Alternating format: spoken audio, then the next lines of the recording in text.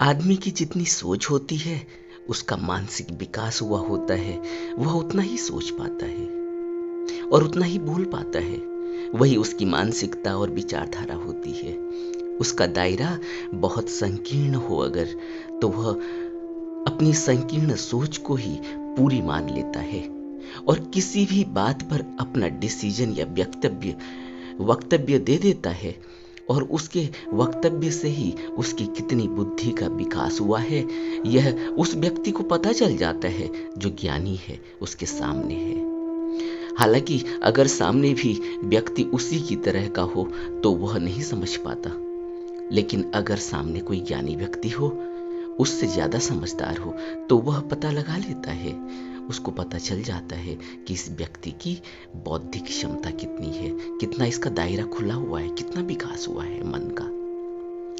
अगर सामने वाले व्यक्ति के अंदर ज्ञान हुआ तो उसकी बातों का, वक्तव्य को वह ऐसे ही लेता है जैसे कोई बच्चा बाप से 5 रुपए की चीज मांगकर खुश हो जाता है, जबकि बाप कहता है इससे अच्छी चीज वह है वहां, लेकिन वह मना कर देता है। उसकी बातों पर मुस्कुराता है बाप और भूल जाता है, विरोध नहीं करता, क्योंकि वह जानता है कि इसका इतना ही दायरा है, इसको अभी इतनी ही समझ है। एक ऐसी ही घटना बुद्ध के साथ घटी थी, मैंने कहीं पढ़ी है। जब वो सिद्धार्थ गौतम थे और उन्होंने फैसला कर लिया था कि वह राजमहल छोड़ेंगे, जब उनके गृह त्याग के फैसले की खबर उनके ससुर तक पहुंची तो ससुर तुरंत कपिलवस्तु आ गए और उन्होंने सिद्धार्थ गौतम को यानी अपने जवाई को बहुत गालियां दी। पता नहीं क्या क्या भला बुरा कहा, लेकिन सिद्धार्थ गौतम ने उनको कुछ कहा नहीं, बस हल्की सी मुस्कान में ही टाल दिया। ससुर की अपनी सोच है, अपना दायरा है, वह अपनी लड़की का भला सोच रहा है। उसको ये लगता है कि इस तरह से वह अपनी लड़की का भला करेगा और इनको किसी तरह से मना लेगा, डांट फटकार कर ही सही।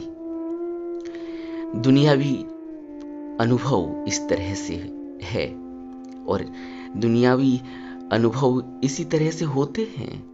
दुनियावी व्यक्ति इसी तरह से सोचता है, उसका वह अनुभव है, संस्कार है, तो वह एक ससुर होने के नाते अपनी लड़की के हिसाब से देख रहे हैं, अपनी सामाजिक प्रतिष्ठा के हिसाब से सोच रहे हैं। उनको सिद्धार्थ गौतम के बारे में कोई पता नहीं, वह तो उनको अपनी लड़की का पति मानते हैं बस।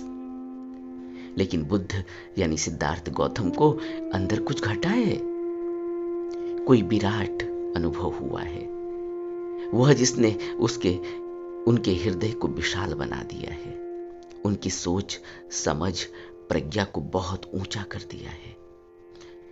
उनके अंदर सत्य का उदय हुआ है, तभी तो वह अब कुछ भी, किसी भी हद तक जाने को तैयार हैं और अपनी खोज को पूरा करना चाहते हैं। कोई चिंगारी लगी है अंदर और उसके लिए वह कुछ भी पे करने को तैयार हैं, कुछ भी कीमत देने को तैयार हैं। उनका दायरा बहुत विशाल हो चुका है, इसलिए उन्हें अब कोई फर्क ही नहीं पड़ता कि क्या दुनिया कहती है, क्या बाप कहता है, क्या ससुर क्या कहता है और क्या पत्नी कहती है, क्योंकि वह सब झूठ में जी रहे हैं। उन्हें सच का आभास हुआ नहीं। सच का जब पता हो तो झूठ बोलने वाले व्यक्ति पर गुस्सा नहीं आता। आपने कभी देखा होगा कि आप किसी घटना के साक्षी हैं और कोई व्यक्ति जिसने वो घटना देखी भी नहीं, वह कुछ जानता भी नहीं, मगर अपना वक्तव्य देता है, मंतव्य देता है आपके सामने जो झूठा है, तो आप उस पर मुस्कुराते हैं, गुस्सा नहीं करते, क्योंकि आपको पता है कि यह व्यक्ति जानता नहीं फिर भी ज्यादा बोलता है। करुणा आती है, दया आती है कि यह जानता नहीं फिर भी देखो कितना बोल रहा है। ठीक ऐसे ही करुणा बुद्ध को जब वो सिद्धार्थ थे उनको अपने ससुर पर आई होगी, तभी वो हल्के से मुस्कुरा दिए और कुछ कहा तक नहीं। वहीं एक और घटना घटी बुद्ध के साथ, जब उनके ही एक शिष्य ने, जो भावुकतावश भिक्षु बन गया था, कि शायद बुद्ध कोई चमत्कार दिखाएंगे, उस चमत्कार से उसका कोई फायदा होगा। और बाद में जब उसको इस तरह का कोई चमत्कार नहीं दिखाई दिया, तो वह अपनी इच्छाओं और कामनाओं के वशीभूत होकर भिक्षु संघ को छोड़कर वापस गृहस्थ हो गया था। तब वह यह बात फैलाने लगा कि बुद्ध को धम्म की समझ नहीं है, बल्कि वह एक बुद्धि की उपज है। जब बुद्ध के भिक्षु सारिपुत्र ने बुद्ध को यह बताया कि वह व्यक्ति ऐसा कह रहा है, तो बुद्ध ने कहा कि सारिपुत्र, वह क्रोध के कारण ऐसा कह रहा है, वह किसी और मनसा से आया होगा, उसकी वह मनसा पूरी नहीं हुई, तब वो क्रोध में आकर ऐसा कह रहा है, उसके अंदर क्रोध की अग्नि जल रही है। इन कहानियों को कहने का तात्पर्य यह है कि एक साधारण व्यक्ति जो कुछ नहीं जानता, मगर बुद्ध जो भगवान स्वरूप हैं, उनको भी अपने स्वार्थ के कारण या छोटी बुद्धि और सोच समझ के कारण कुछ भी कह देते हैं। हालांकि यह बुद्ध के ही साथ हुआ है ऐसा नहीं है। कोई भी ज्ञानी पुरुष, बुद्ध पुरुष, सत्पुरुष जब भी संसार में आते हैं, तो एक साधारण व्यक्ति की सोच उनसे इसी तरीके से उलझती है। वह सोच उनसे मैच नहीं करती, उनसे मिलती नहीं है। वह संसार के बारे में सोच रहा है और बुद्ध पुरुष संसार से ऊपर उठने के बारे में बताते हैं। तो यह उसकी अपनी तृष्णाएं हैं, उसकी आशाएं हैं, उसकी इच्छाएं हैं। वह इसलिए आया है उनके पास कि उसको अब कहीं कोई सहारा नहीं मिला, उसने सारे हाथ पांव मार लिए, अब यहाँ उसे कुछ मिलेगा, क्योंकि यह तो बुद्ध पुरुष है ना, तो इनसे कुछ मिलेगा, क्योंकि यह तो अंतर्यामी है, भगवान कहते हैं लोग इनको, तो इनसे कुछ मिलेगा। इसलिए वो अपनी इच्छा और कामना वश आता है। और जब वो इच्छा और वासना यहाँ पूरी नहीं होती, या यहाँ यह कह दिया जाता है कि इससे ऊपर उठो, इससे तो संसार में दोबारा फंस जाओगे, तो वह व्यक्ति को बड़ा बुरा लगता है। और जिसके अंदर प्रचंड क्रोध होता है, वह उस क्रोध के कारण कुछ भी कह देता है, भला बुरा कह देता है, यहाँ तक कि शरीर पर भी कष्ट देता है, सताता है। और उसके क्या परिणाम आगे होते हैं, यह हमने अपने इतिहास में देखा है। क्योंकि सत्य अडोल रहता है, वह कभी झूठ के बारे में नहीं कहता, वह झूठ पर बहुत जोर नहीं देता, वह झूठ के बारे में बात नहीं करता। फिर वह मनुष्य की अज्ञानता और कमजोरी को एक अबोध बालक की तरह देखते हैं, करुणावश देखते हैं। उसका भला करना उनका स्वभाव है। वह मनुष्य की तरह बदले की भावना या अहम को चोट लगे हुए मनुष्य की तरह नहीं देखते। यही तो एक साधारण मनुष्य की मानसिक दशा है। वह सोचता है कि बुद्ध कुछ बोलते क्यों नहीं, बुद्ध कुछ करते क्यों नहीं, यह ऐसे बोल रहा है, वैसे बोल रहा है, लेकिन बुद्ध कुछ नहीं करते, क्योंकि वह उसकी भावना या अहम से ऊपर है। वह तो करुणावश ही देखते, उन्होंने तो भला ही करना है। जिस तरह एक डॉक्टर के पास जब कोई मरीज जाता है और उस फोड़े में से अगर दर्द बहुत है, तो वह उस फोड़े में चीरा लगाएगा, चाहे जितना मर्जी दर्द हो रहा हो सामने वाले को, मरीज को, लेकिन वह उस मरीज की दर्द की परवाह नहीं करता। उसके चिल्लाने, रोने और उसके क्रोध करने की परवाह नहीं करता। वह तो डॉक्टर है, उसने तो इलाज करना है, और ऐसा इलाज करना है जो परमानेंट है, जिससे उसे बाद में सुख का अनुभव होगा। उसका दर्द चला जाएगा, उसका दुख चला जाएगा।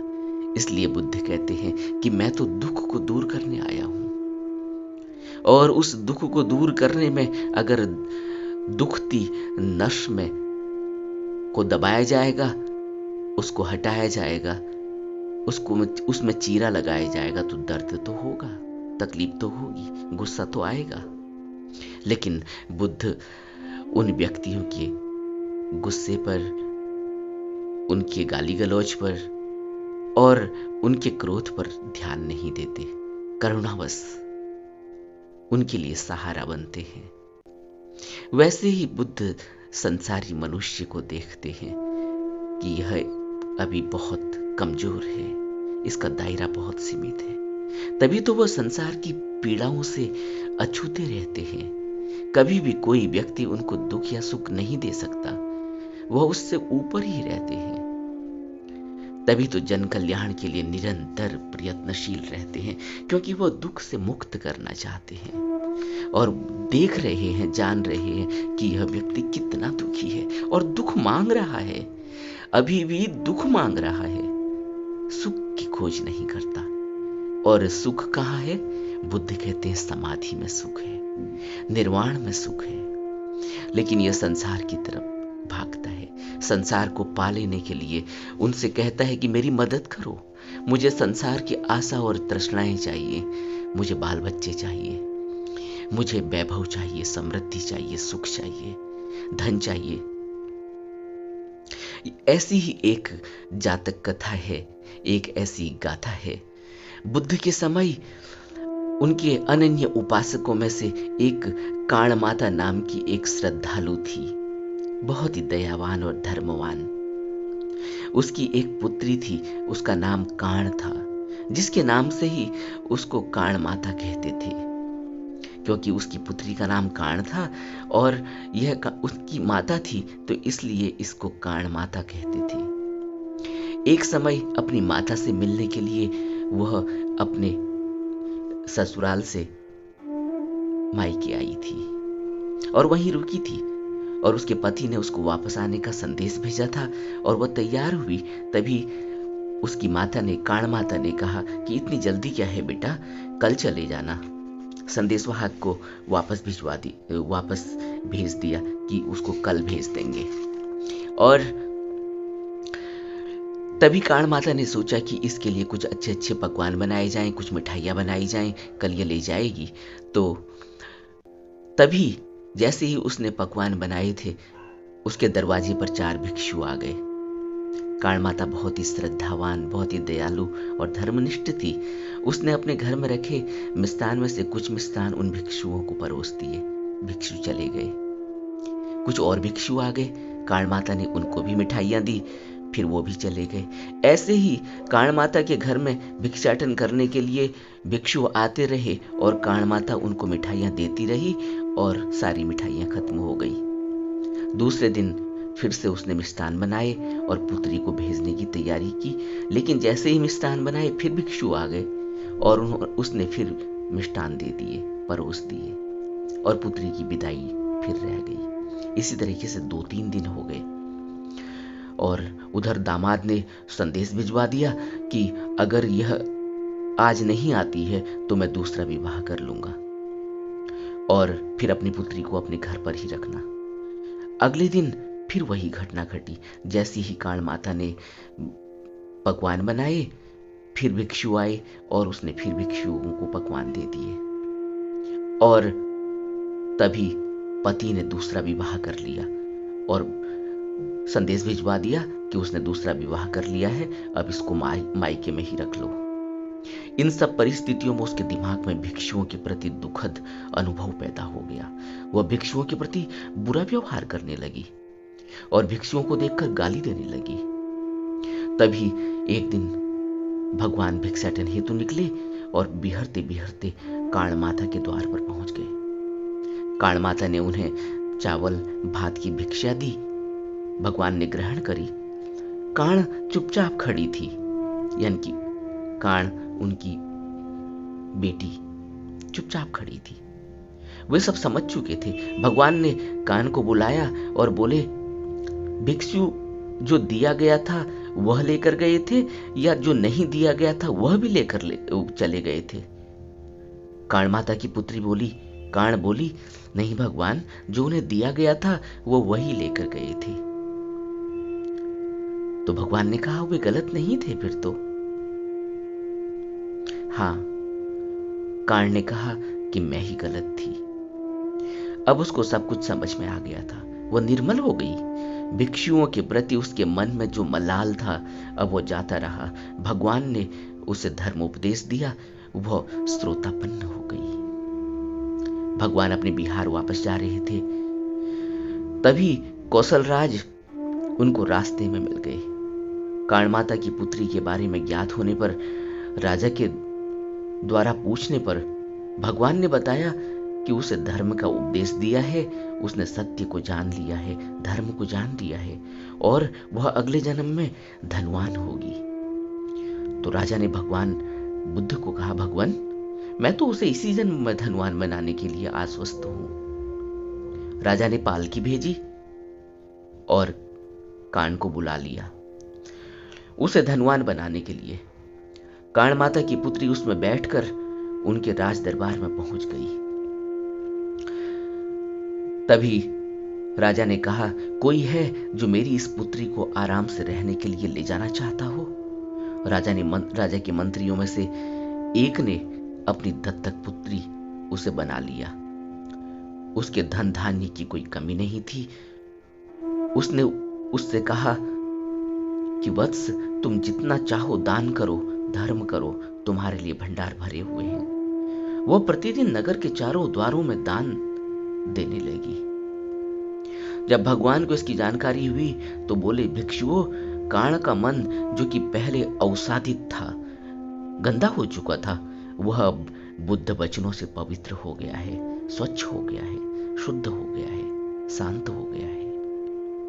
विद्वान लोग, पंडित जन धर्म श्रवण करके गंभीर हो जाते हैं, गहरे हो जाते हैं, सरल हो जाते हैं, झील की तरह गहरे और झील की तरह स्वच्छ और झील की तरह शांत हो जाते हैं, विद्वान हो जाते हैं, अपने आप में शुद्ध, स्वच्छ, साफ और स्पष्ट हो जाते हैं। एक जागृत व्यक्ति की यही पहचान है कि न केवल वह साफ होता है, बल्कि वह एक मूर्ति की तरह होता है, प्रतिमूर्ति होता है, एक रूप होता है और उस झील के माफिक होता है जो गहरी, शुद्ध और शांत रहती है।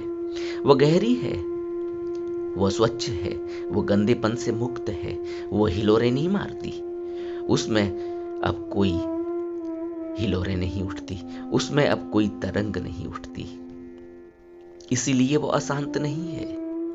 इसी प्रकार जिसके अंदर धर्म का उदय हो चुका होता है, वह कभी अशांत नहीं होता, उसको कोई फर्क नहीं पड़ता। यह कहानी इस बात का प्रतीक है जो मैंने सबसे ऊपर कहा कि बुद्ध को गालियां दी गई, बुद्ध को भला बुरा कहा गया, लेकिन बुद्ध अशांत नहीं है, उस झील की तरह है जिसमें अब कोई तरंग नहीं उठती।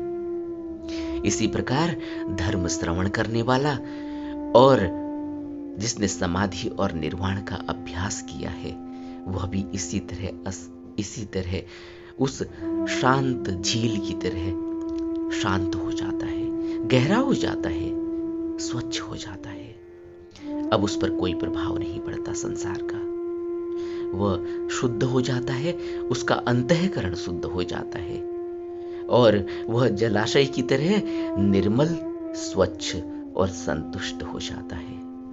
अब उसमें कोई बबल नहीं उठते, अब उसमें कोई तरंग नहीं उठती।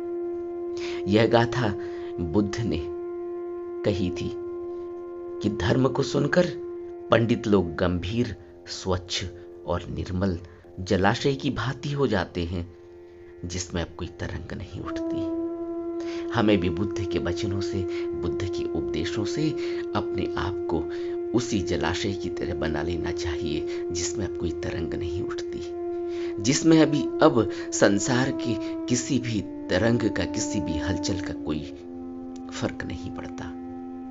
समाधि और निर्वाण के लिए निरंतर प्रयास करते रहना चाहिए। यही इस मनुष्य जन्म का उद्देश्य है।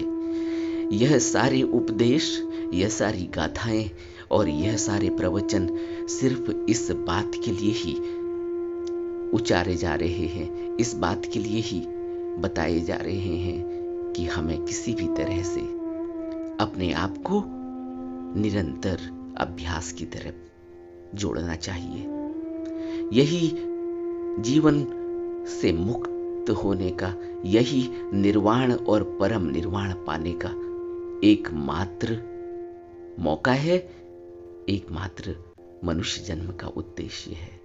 हमें इसको सफल कर लेना चाहिए।